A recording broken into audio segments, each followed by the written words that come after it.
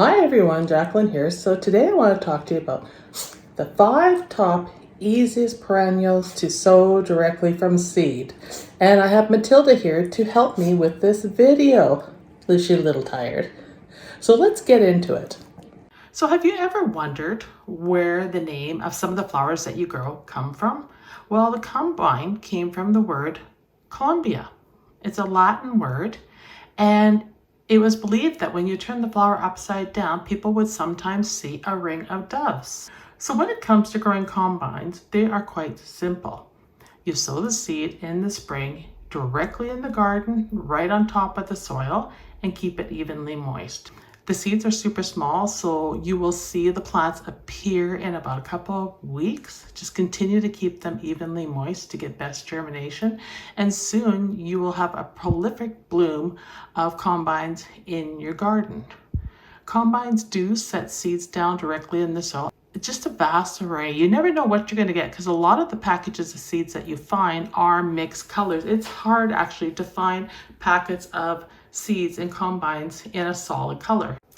No matter what type of garden you grow, a garden is not a garden without the presence of the giant Pacific blue Delphinium.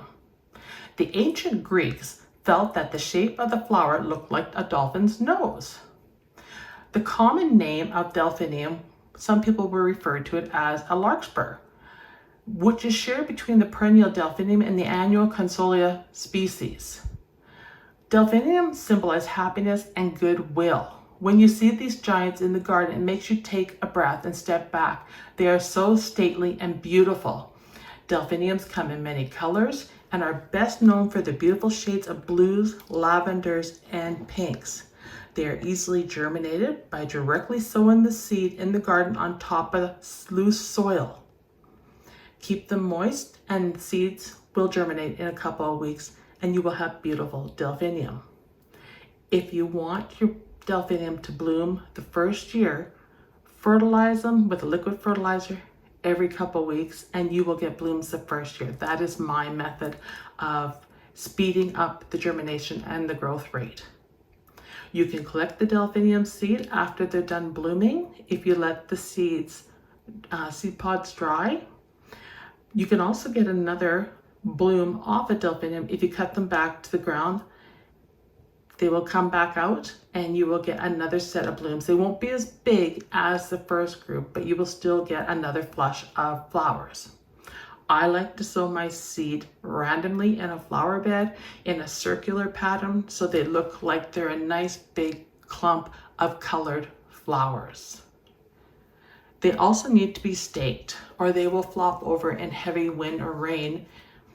Another tip would be make sure you water them from the root level. Try not to water the leaves other than when you use liquid fertilizer because they can get mildew.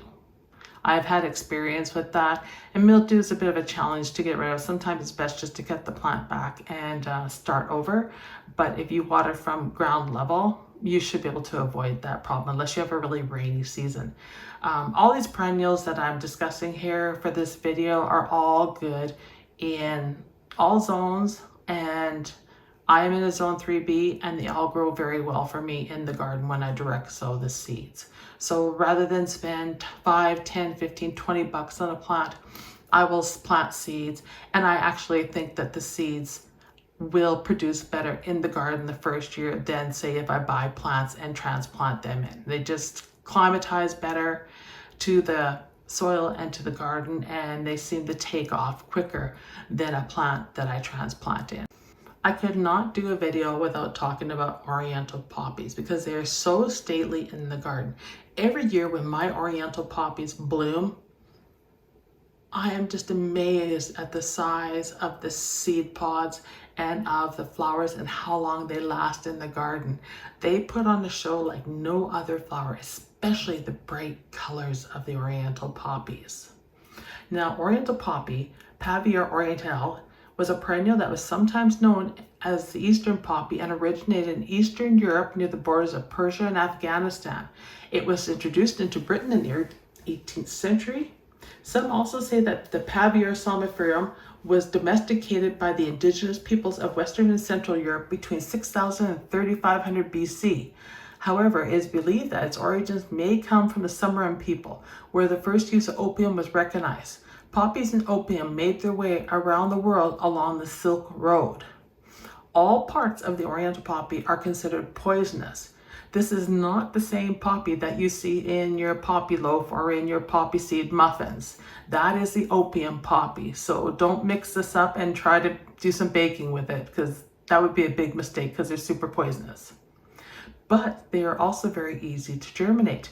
Once again, you germinate them the same as the Delphinium. You spread the seed on top of the soil and keep it evenly moist. They love full sun, and they are not particular about the type of soil as long as it's loose for them to set down their roots. The Oriental poppies come in reds, white salmons, and orange and white striped. The colors keep getting better and better on these poppies. And even when the poppy is done blooming, the seed pods are so gorgeous that they are worth leaving in the garden just to make a statement. The other thing is, if you let those seed pods dry, you collect them and you let them dry, you can get a ton of Oriental poppy seed that you can grow and spread in other areas of your garden the following season. They do very well and they produce a lot of seed. You would not need to buy any Oriental poppy seed again unless you're looking for a certain color. That's how reliable they are. So I hope you'll give the Oriental poppy a try. They're absolutely fascinating, and I'd love to see some pictures from you if you already have them in your garden or you're planning on growing them, and let me know how they do. One of the ones I am on the search for is the orange and white. I've got the orange, I've grown the salmon from seeds, and I have the red, but I would really like to find the orange and white. One season I had one plant that had the orange and white, and I think I accidentally dug it up when I added Delphinium to the bed. So big oops on my part. It's very hard to find the orange and white. So if you find them or you have them in your garden, I'd love to see pictures. And if you're feeling generous, send me some seed. I would love it because they are just very cool flowers. The next perennial I want to talk to you about is Yarrow. Yarrow has quite the interesting history. The Achilles millenniifolium was named after Achilles, the Greek mythical hero who used it to stop the bleeding of wounds of his soldiers during the Trojan War in 1200 BC. In medieval times, yarrow leaves were rolled up and stuffed in the noses to stop bleeding. That is something I have not tried. Sounds kind of interesting though. Yarrow is a symbol of being brave, courageous, and saying I love you in spite of everything. It is the perfect flower to include in a bouquet when you want to apologize to a loved one. Yarrow flowers come in a real big range of colors, from whites, soft pastels, brilliant yellows, oranges, golds. Oh, and I love the lavenders and the pinks. They're absolutely fantastic. Last year I added some orange ones. It was a burnt orange that I added to the garden. So I'm really excited to see how well that did survive in the winter and how it flourishes this year. Yarrow will spread on its own throughout your garden. It'll show up in the weirdest of places. It is not picky about soil at all. Once again, you can seed you can sow the seeds directly into the garden, but they like to be in warm soil, so you want to make sure it's after the first frost and they are lightly covered over.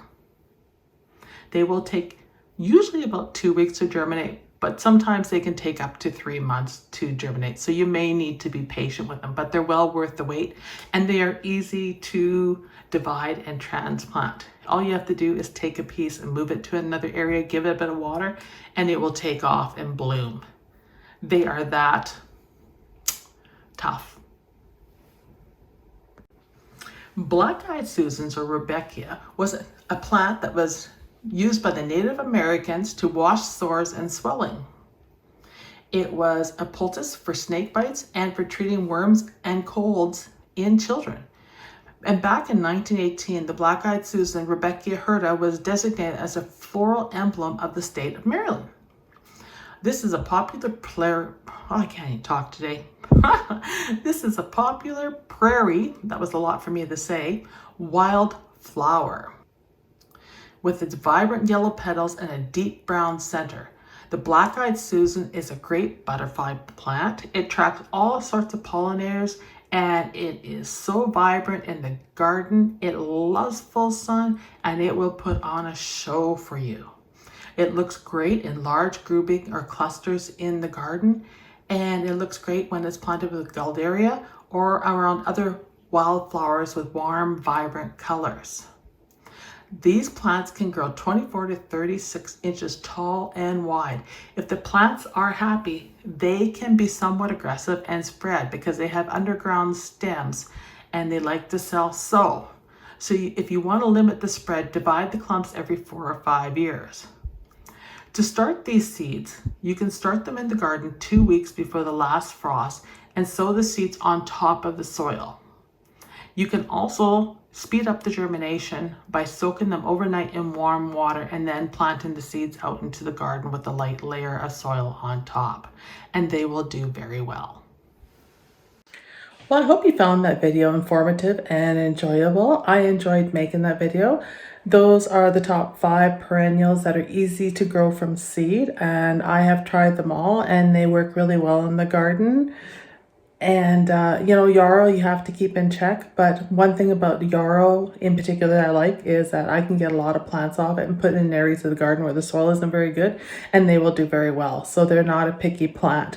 Delphinium being my favorite on the list because of the striking bold blues. I don't think there's a flower other than irises out there that has that kind of color for shades of blues.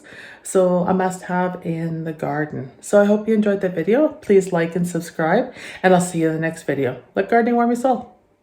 Bye everybody.